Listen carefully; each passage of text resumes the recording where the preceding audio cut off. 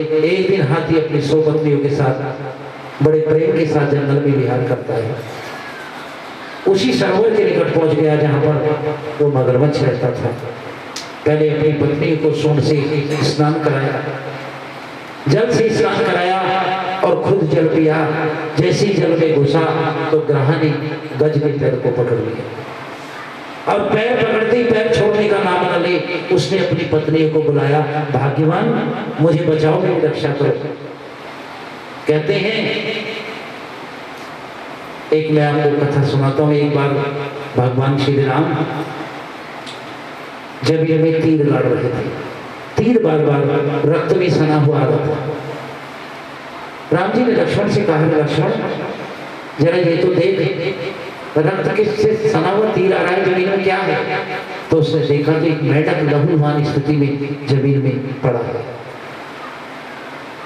लक्ष्मण ने खोदा और खोद करके मेंढक को लक्ष्मण राम जी ने अपने हाथ में लिया और कहने लगे, अरे मेंढक तुझे इतना कष्ट हुआ तो एक बार पुकार तो देता।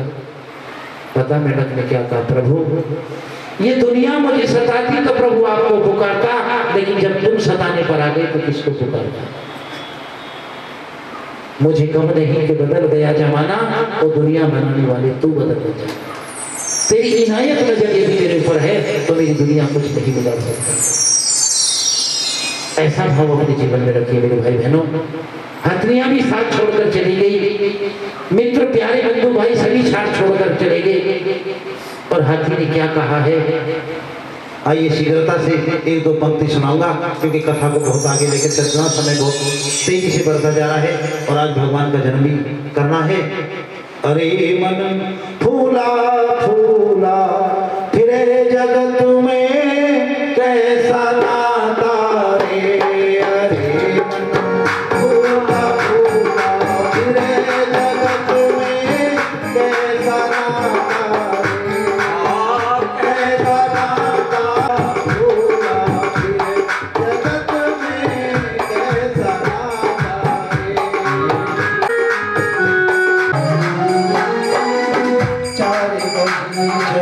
जी मलाई चढ़ा काठ की घोड़ी, चढ़ा काठ की घोड़ी, जी मलाई चढ़ा काठ की घोड़ी। चारों कोने आग लगा गई, चारों कोने आग लगा गई, फूक दिया जैसे होली कैसा नाता, कैसा नाता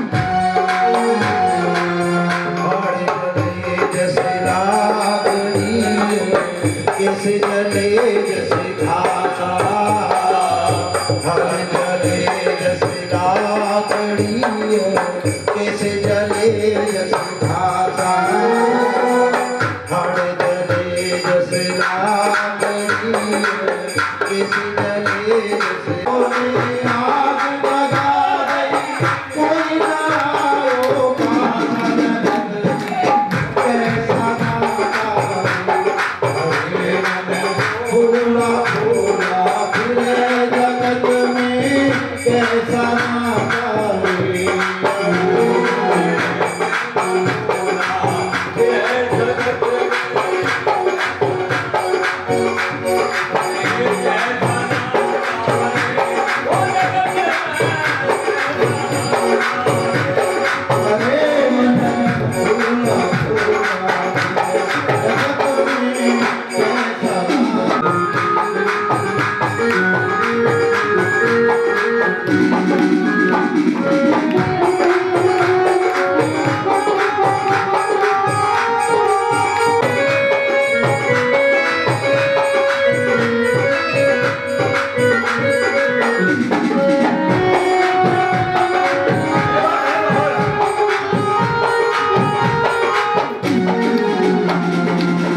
कहते कबीर सुनो भाई साधो जग झूठा है कहते कबीर सुनो भाई साधो ये जग झूठा है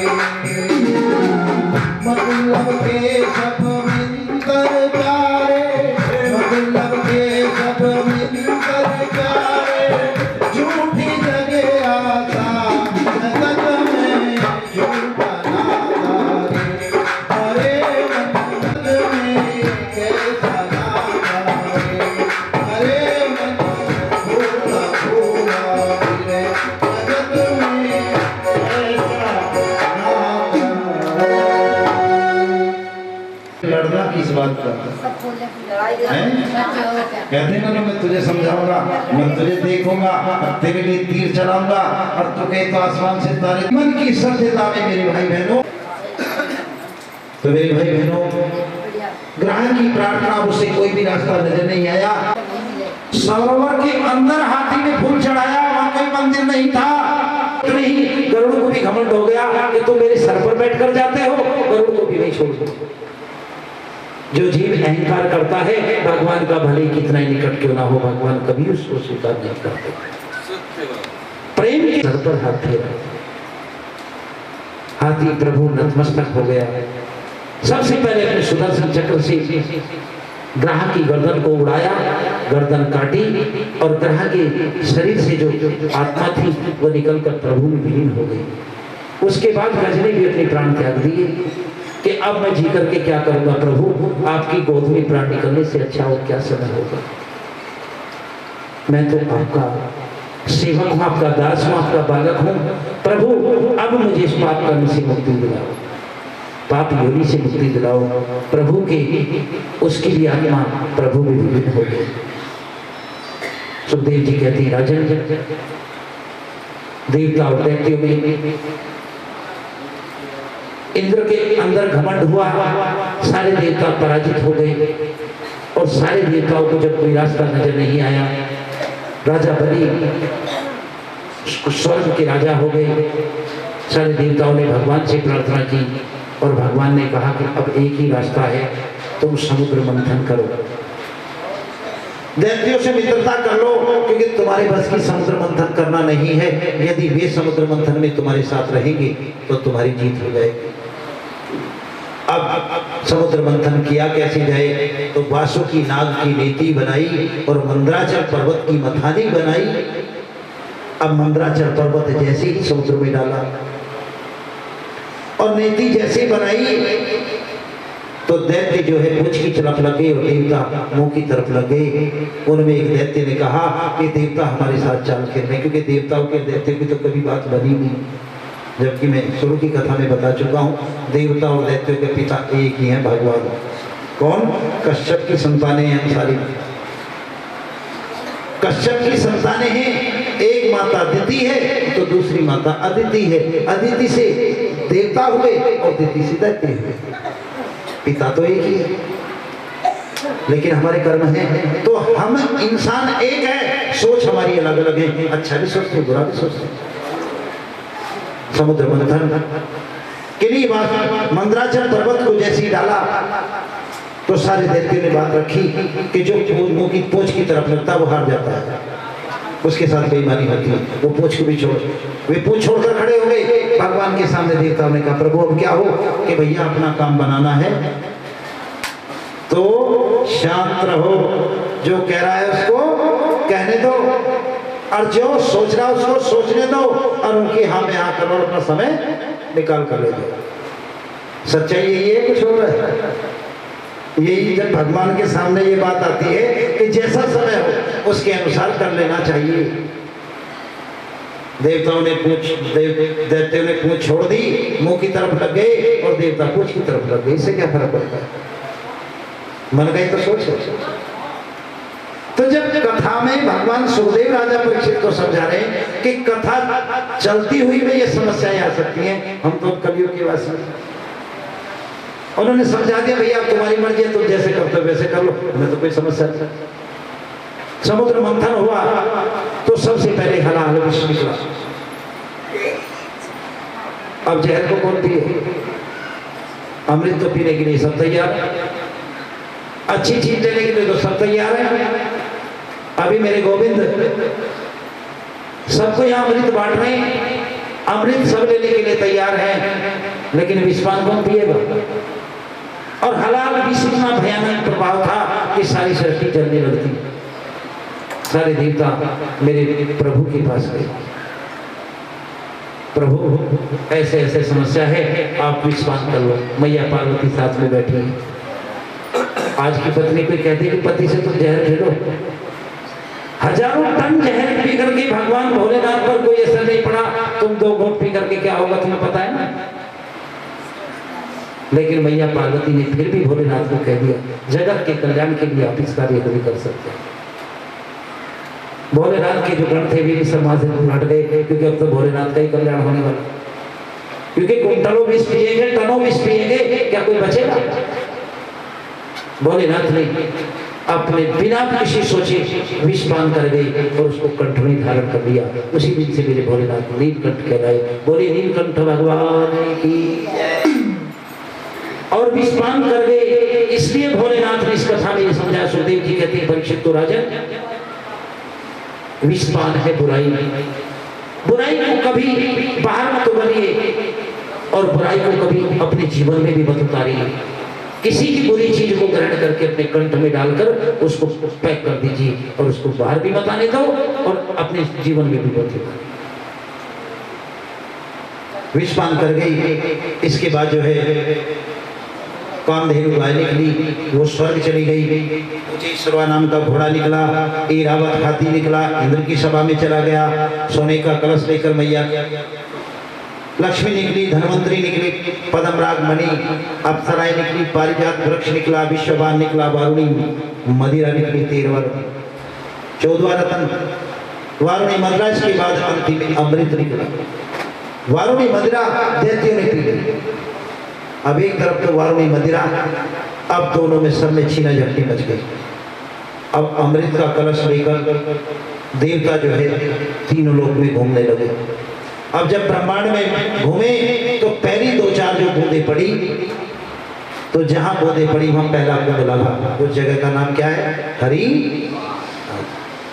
दूसरी 4 बूंदे पड़ी तो दूसरी जगह कुंभ लगा नासिक, और तीसरी जो 4 बूंदे पड़ी तीसरा कुंभ लगा उज्जैन, और चौथी 4 बूंदे पड़ी कहां पड़ा है? इलाहाबाद।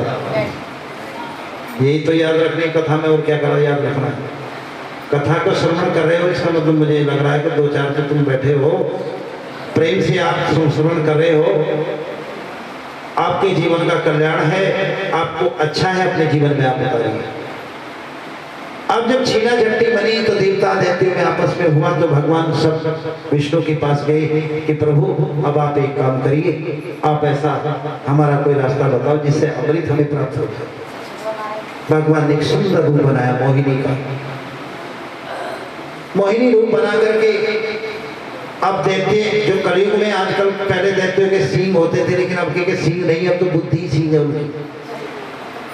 पर स्त्री को, पर धन को और पर तरक्की को जो देखकर इतराता है और ललचाता है, वो आज के कलयुग में राक्षस है, वो देवता नहीं है।